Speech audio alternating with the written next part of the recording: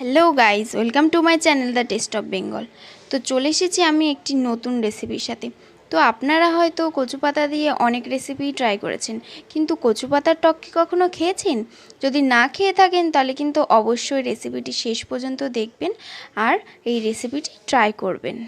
এবার আমরা কচু পাতাগুলোকে ধুয়ে ছোট ছোট করে কেটে নিয়েছি এবং আমরা এবার কচু পাতাগুলোকে সেদ্ধ করে নেব। তো কচু পাতাগুলোর মধ্যেই কাঁচা লঙ্কা আর স্বাদ মতো লবণ দিয়ে দেব। তো কাঁচা লঙ্কাগুলো সেদ্ধ হয়ে যাবে এবং কাঁচা লঙ্কাগুলোরও কোনো গন্ধ থাকবে না। তো সেদ্ধ হতে হতে আমরা এখানে মশলাটা তৈরি করে নেব। তো এখানে নিয়ে নিয়েছি আমরা রাঁধুনি আর 2-1 কোয়া রসুন। তো ছোটোবেলায় শুনতাম ঠাকুমারা বলতো শিলনোড়ায় যদি মশলা করা হয় তাহলে নাকি তার স্বাদটাই বেড়ে যায়।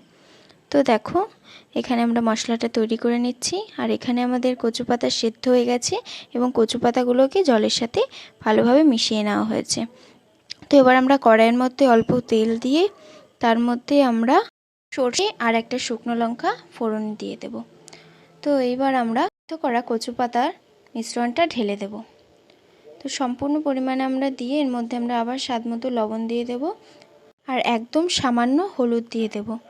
তারপরে হলুদ দিয়ে এটিকে ভালোভাবে মিশিয়ে নেব এবং দেখো এরপরে আমরা এখানে তেঁতুলের টক তৈরি করে নিয়েছি। আপনারা চাইলে কাঁচা তেঁতুলও ব্যবহার করতে পারেন এবং যারা তেঁতুল খান না তারা জলপাই, কাঁচা আম, আমড়াও ব্যবহার করতে পারেন। তো এবার আমরা তেঁতুলের মিশ্রণটিকে এই কচু পাতার মধ্যে দিয়ে দেব এবং তারপরে ভালো করে মিশ্রণটির সাথে মিশিয়ে নেব। তো এখন এখানে ভালোভাবে ফুটে গেছে এবং আমরা লাস্টে ওই রাঁধুনি আর রসুন বাটাটা দিয়ে দিলাম এবং যারা আপনারা রসুন খান না তারা শুধু রাঁধুনিও নামানোর আগে দিয়ে দিতে পারেন। তো দেখুন এখানে তেঁতুলের টকটা দেওয়ার পর কালারটাই যেন চেঞ্জ হয়ে গেল। তো দারুণ একটি রেসিপি, চটজলদি হয়ে যাবে, আপনারা সকলে ট্রাই করতে পারেন এবং মুখের স্বাদও ফিরিয়ে আনবে।